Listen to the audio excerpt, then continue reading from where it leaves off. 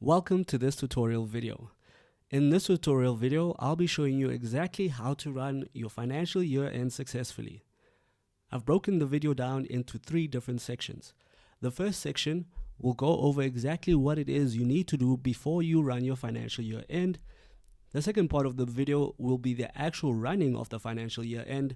And lastly, we will then test our financial year end and make sure we've rolled over successfully. Clients also have the option to sign up for the free auto year-end feature. Once activated, the year-end will run automatically on the last day of February. Now please note that this feature is only available to clients whose financial period runs from the 1st of March till the 28th of February. That means clients with different financial periods that run, for instance, from the 1st of January to the 31st of December, or the 1st of April to the 31st of March will not be eligible. For more information or to confirm whether you qualify for this feature, please do contact your FCL support staff. Now, let's go over to the first section of the video. There are 3 important steps that we need to make sure have been done before we run our financial year end.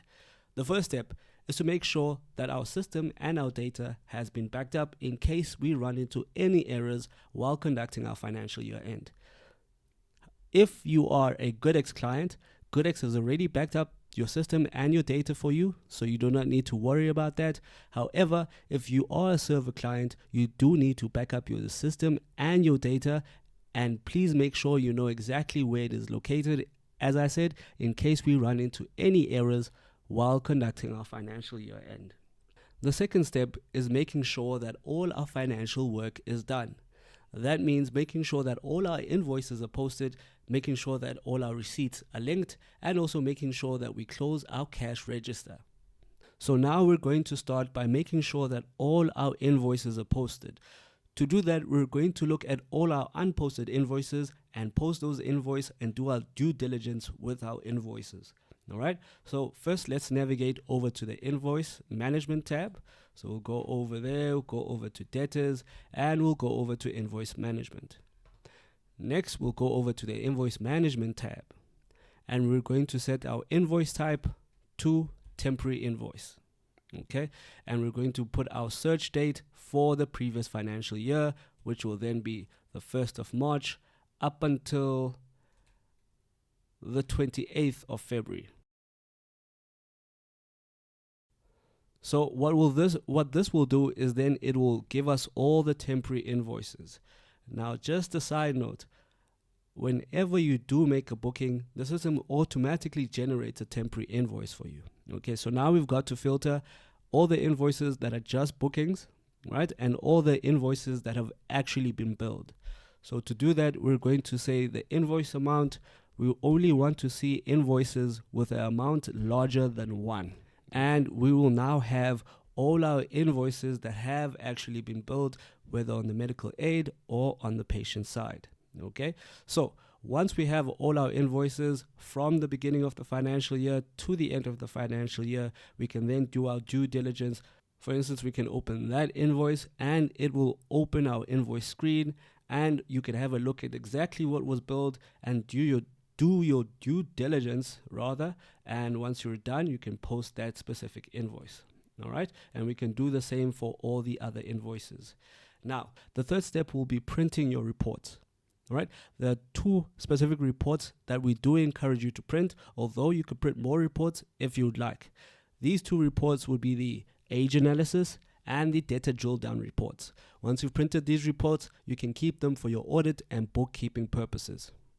Now, the first report we're going to print will then be the debtor transaction Drilldown reports. We'll go over to our wheel, go over to reports, and once we hear by reports, we're going to say add new, right? Debtor, that's fine. And we could also have our debtor Drilldown report. And here, the financial year has already been set for us from March all the way to Jan. But at the time that you'll be doing this, make sure that it is in Feb. Right, so then you could set it all the way to Feb. You could filter it as you'd like. You can group it by medical practitioners or service centers, whichever you'd like. And if you'd like a very comprehensive report, you can then make sure you tick all of these boxes here so that you've got your debtor turnover, cash books, all the data that you need on hand. Okay, integrity tests, so forth and so forth. We'll then say generate report. Once we've done that, we're just going to update results, and our data drill down report will then be ready for us over here. And we'll just have to then do our due diligence once again and make sure that our numbers balance out. Once we're done with that, we can download our report, or we can print our report as you would like. All right, so we'll close that. The second report that is also very important to have is then the age analysis report. So we'll go over to the age analysis. Once again, we keep it to the financial period. It will give us the exact financial period. We could group it as you would like. You could also then go into the level of detail that you would like, and we can generate that report as well. All right. Once again, we say update results, and there is our age analysis report as well. Okay, and once again, you can download as a CSV, or you could print to PDF. So those are the 3 steps that we do need to do before we actually run our year end. Now let's go over to the actual process of running our financial year end. To do this, we'll go over to the desktop app. We'll navigate over to GoodX Manage. We'll click on multiple year updates, and we can then select the specific entity that we'd like to run our financial year end on. Right? Once we've clicked our financial entity, we'll click run year end process and simply click yes. And once we've run our year end, you'll get a message letting you know that the year end has been successfully run. Our status is okay, and we've successfully entered the new financial year, which will then be 2027. Now, you could always print this specific message, or you could export the message. All right. Okay, now our financial year end has been run successfully. Now, just to check, we can go back there, and you will see now that that specific financial year end has been successfully run, and we've entered the year 2027 for this specific entity.